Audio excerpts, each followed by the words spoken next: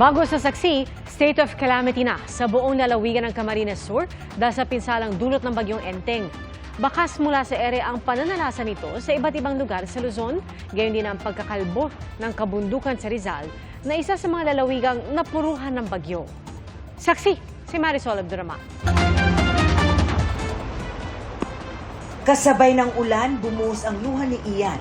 Itinigil na kasi ang paghahanap sa kanyang ina at 8 taong gulang na pamangkin. Nawala ang maglola matapos tangay ng lumaragas ang tubig ang kanilang bahay sa Barangay San Luis, Antipolo City. Hindi ko na po makapigil yung iyak ko.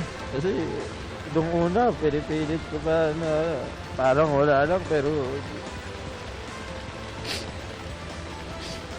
hindi pa po nakita yung nanay ko.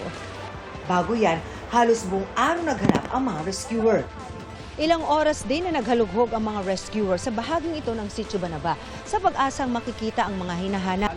Pasado 2:00 ng hapon, itinigil ang search and retrieval operation. Ginawa na po natin yung lahat para matagpuan natin yung 2 pang natitirang cadaver. Sakay ng chopper na mag-ikot si Pangulong Bongbong Marcos sa mga lugar na sinalanta ng bagyong Enteng. Tanaw mula sa ere ang malakas pa ring agos at mataas pa ring antas ng Marikina River. Nakita rin ng Pangulo ang mga kalbong bahagi ng kabundukan ng Rizal kung saan may mga quarry o di kaya'y mga real estate development. Everywhere napunta no after the storm. Pag nakita mo yung gumuguho, tignan mo lang sa taas. Last year hindi kalbo yan, ngayon kalbo na kaya nagkalas. So are we it's life and death already? Maraming namamatay dahil sa mga ginagawa nila. So we have to be more. The laws are all there. It's the implementation and the enforcement. Sa ulat ng OCD, 15 ang bine-verify nilang namatay, 15 ang sugatan at 21 ang nawawala. 1.7 million ang apektado. Kahit nakalabas na ang bagyong Enteng sa Philippine Area of Responsibility, iniutos ng Pangulo sa iba't ibang government agencies na maghanda pa rin sa posibleng pagbaha sa mga lugar na malapit sa mga water reservoir. Patuloy pa rin ang pag-ulan na mabigat. Kailangan mapilitan tayo na magbitaw ng tubig.